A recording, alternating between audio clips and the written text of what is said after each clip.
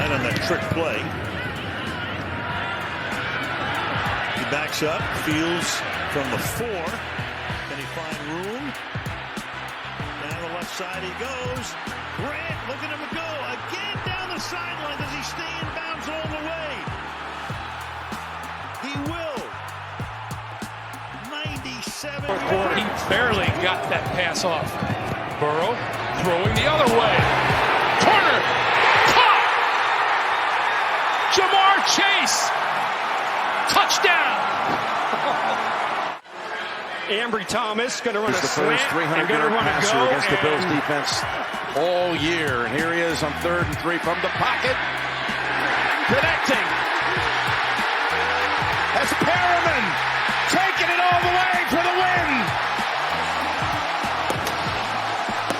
The first time he had been targeted the entire game. Rashad Perriman. What a play design and the patience. Hey, welcome to Interesting to See, your daily sports podcast, news, narratives, takes, and gambling. I am your host, Nick, and I'll be honest with you, it was a really, really boring Sunday of professional football until it wasn't. And out of nowhere, it got really good in the late afternoon window. I'm going to review the NFL. Favorites win big in Week 14 of the National Football League. But we're going to start in college football, where Bryce Young is one of the biggest landslide Heisman Trophy winners of all time, and Aiden Hutchinson proves that Michigan has never been there before. Let's listen to Aiden. He's asked about his season or something. I didn't watch the Heisman Trophy presentation because I cannot think of a stupider infomercial than watching the Heisman Trophy presentation. What a terrible piece of television and award show. Just what trash it is. The Heisman has become a really convoluted, stupid award, and the presentation show on a Saturday night. Folks, go out to a Christmas market, support your local business or something.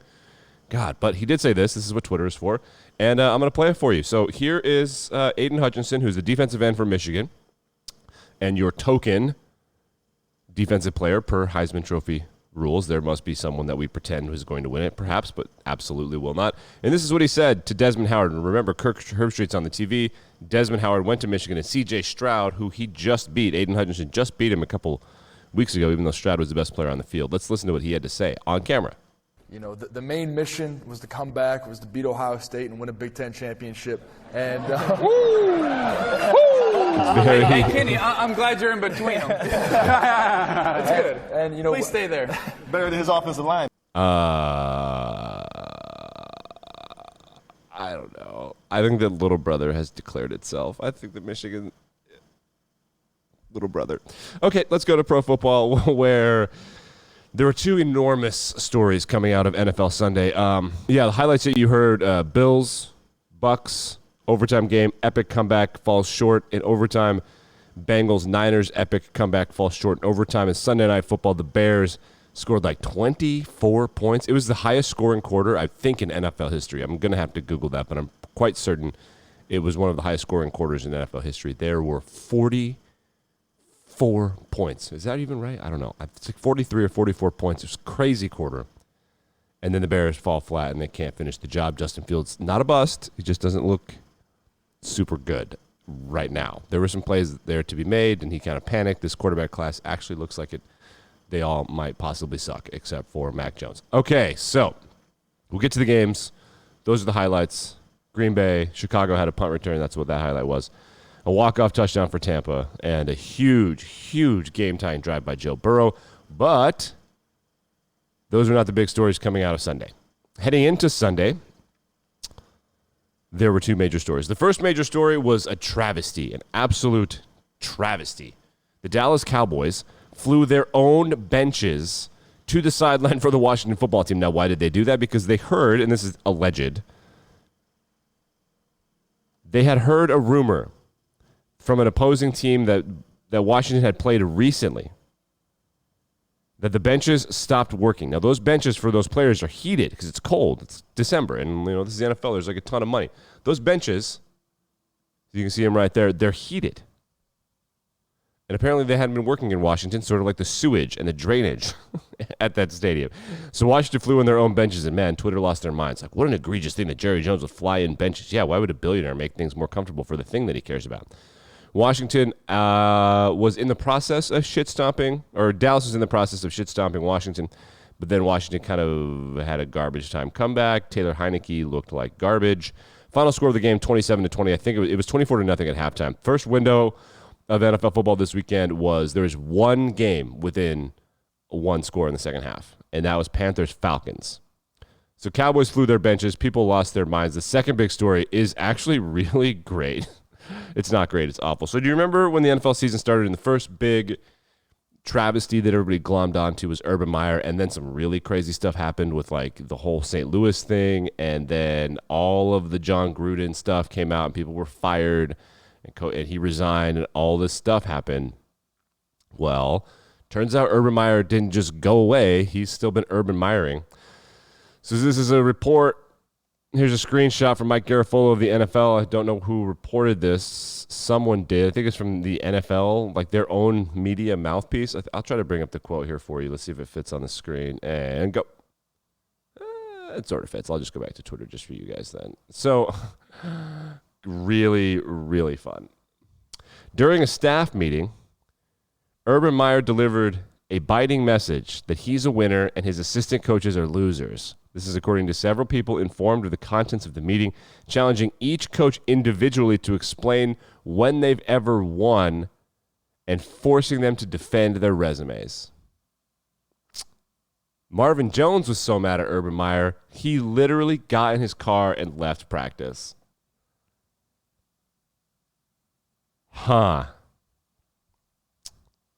Well, not great, Herb. Not great at all.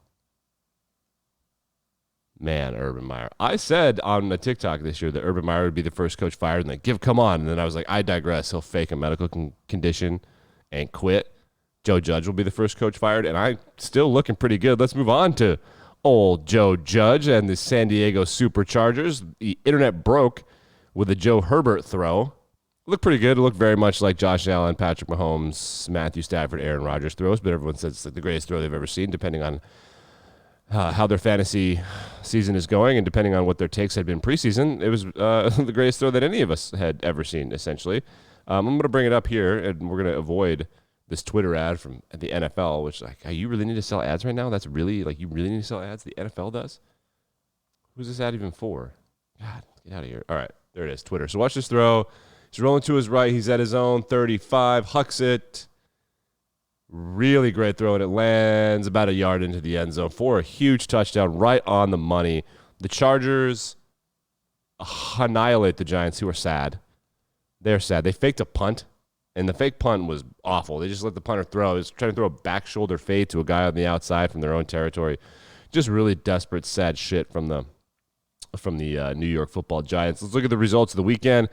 I believe there were only a handful of money line upsets and not a lot of teams covering. Even when we go back to Thursday, the Vikings were favored by 3. They win by way more than that. The Ravens, we're going to talk about the Ravens. The Ravens have a bunch of garbage time points to end up covering on the Browns. It was -2.5. The Ravens cover. It's 22-24. What a effing sweat that must have been. That would have sucked to have had Browns plus -2.5 after all that. So with the Browns, Lamar Jackson got hurt, and I'm going to pull it up. I don't know. I don't think it looked too bad, but it didn't look. It looks so he didn't finish the game. I think it was the first quarter. He went out with an injury.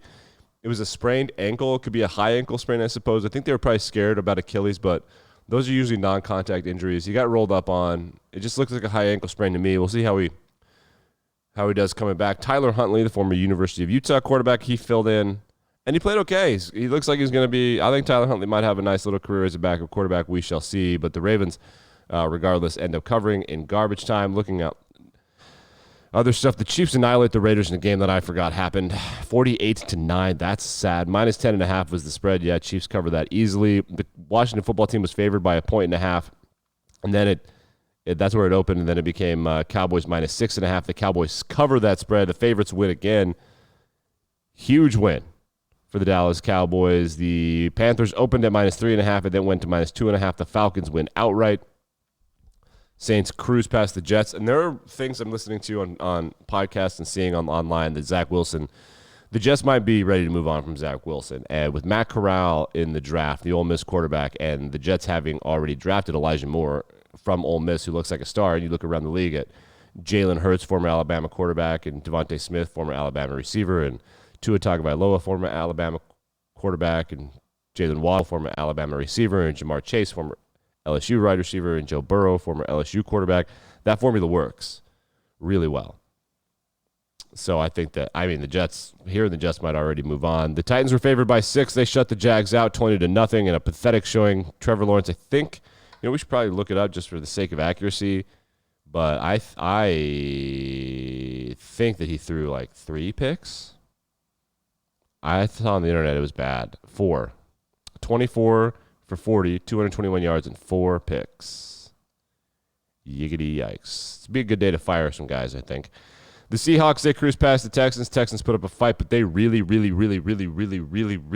Aiden Hutchinson. Apparently they have for a long time because he reminds them, how do I say this diplomatically? He has a quality Aiden Hutchinson done as a prospect that they really value ever since J.J. Watt. He reminds them of J.J. Watt, and I'm just going to allow you to let your mind run wild on that because sometimes in life things are exactly as they seem. The Detroit Lions came out as 7.5-point underdogs. I thought that was way too much, and then all of them got the flu and COVID, and then that line moved to 12. I, of course, bet it at 10, and then I realized that it was going to get worse, and the line moved again. The Broncos cover easily 38-10, and the biggest moment, the best moment from the weekend, of course, came from the Denver Broncos and Detroit Lions game. Demaryius Thomas, wide receiver, passed away at the age of 33. He'd been having seizures, which doesn't take long to Google. That is associated with various traumatic brain injuries and other things. Could absolutely not have anything to do with that, but it is something that we know happens for people who have head injuries. And he had been privately complaining that this was happening to him for a while. He passed away. The Broncos did what good football teams do, and that is to line up with 10 men for the opening play. So I'm going to play that for you here. We'll see if there's any good sound. The X position will be left open. Only 10 men on the field. So Cortland Sutton, the wide receiver, is standing on the sideline for Demaryius Thomas. And everybody understands what's going on. John Hussey is the referee. And the Broncos, they're going to take the delay of game. They take the delay of game penalty. And the Detroit Lions, of course, do the right thing, the classy thing. They decline the penalty, and everybody honors Demaryius Thomas, 33 years old. Really young, really young. Broncos cover easily. Detroit was missing a bunch of starters, and if I had to pick a team that just can't miss starters, it would be them. The Chargers and the Giants, they cover. The Chargers do. They were up 37, I think, to 7 at one point. The Giants add some garbage time points. The over/under opened at 47. Your boy bet it. Oh, easy over. What can I say? Easy peasy over. The line eventually moved to -9. The Chargers covered that easily. There was not a game. Justin Herbert only took a handful of snaps in the fourth quarter. Bengals and Niners, what a comeback from the Cincinnati Bengals. They were losing. Then they came back with about 30 seconds left. Or it was 30 seconds, like a minute left, somewhere in there. They scored a game-tying touchdown, a huge play to Jamar Chase, Joe Burrow, 90-something yard drive to tie it. The Niners had an opportunity to win it as time expired with Robbie Gould. 53-yard field goal was wide left. And then in overtime, the Bengals kick a field goal. The Niners score the touchdown. George Kittle, excellent game for the Niners. Game of the day, the Bucs were beating the Bills, I think 24-10. I think it was 24-3. It was 27-10. The Bills come storming all the way back. Josh Allen's maybe the best player on the planet right now. They get to overtime. They got to overtime. They kicked a field goal from about, it was probably like a 28, 29-yard field goal. It was inside the 10, inside the 12-ish on 4th and 4 with the game on the line. And now in hindsight, maybe they should have gone for it. It's just one of those debates that everybody keeps having, but I got to be honest with you. I just don't know. I don't know. I don't really have a take on that. You go for the win, you go for the loss. You don't make it. You don't kick it. You don't make it. You're matching up with them really well. Momentum, is it a thing, isn't a thing? But the problem with overtime is you rely on the coin toss, and Tom Brady, as you heard in the open, hit Brashad Perriman, who did not make the Lions roster because he didn't work very hard and wasn't very good. And then he went to the Bears and couldn't make the Bears roster. And now he's on the Bucs just as a backup player. They'll cut him when Antonio Brown comes off of his fake COVID card suspension. And the Green Bay Packers, -9, they cover against the Chicago Bears. I still own you in all caps, still trending on Twitter. If you remember in whatever week it was when the Packers beat the Bears and he said that to the crowd, Alan Lazard, wide receiver for your Green Bay Packers, went to his post-game press conference wearing a shirt saying, I still own you. Yeah. Good effort, though, from the Bears. Special teams and defense making it happen. Justin Fields, not a bust. Nobody said he was a bust. He just looks like he might possibly be a bust. Rams-Cardinals tonight in a huge game. The Cardinals are favored by 2.5. That game is in Phoenix or Glendale, Arizona. Let's see what Vegas has to say about this. Over-under on passing touchdowns. Each quarterback is over-under. Well, Stafford's over 2.5. Kyler's over 1.5. I don't like either of those.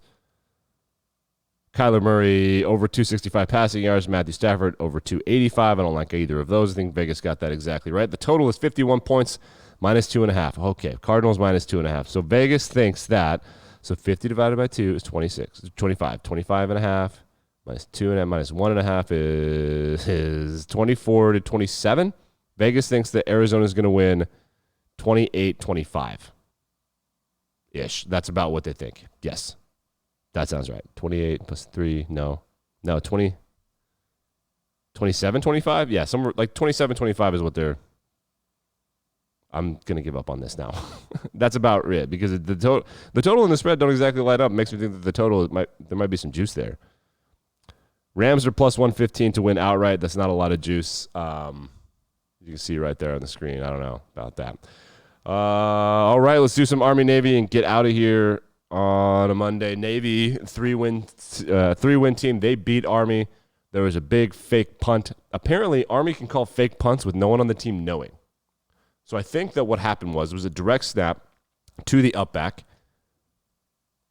It was a direct snap to the upback on the punt. And he is not supposed to be aware of a fake is coming. Army called a fake where only the long snapper knew it was coming, and they expect everyone on their or Navy. Navy did all of this. Navy called a fake punt to the upback, and they can apparently call fake punts where only the long snapper knows what's happening. The upback is just meant to pay attention. He's just meant to pay enough attention that if it comes to him, he knows what to do with it. So he grabbed it, he shirked a tackle, and he got the first down.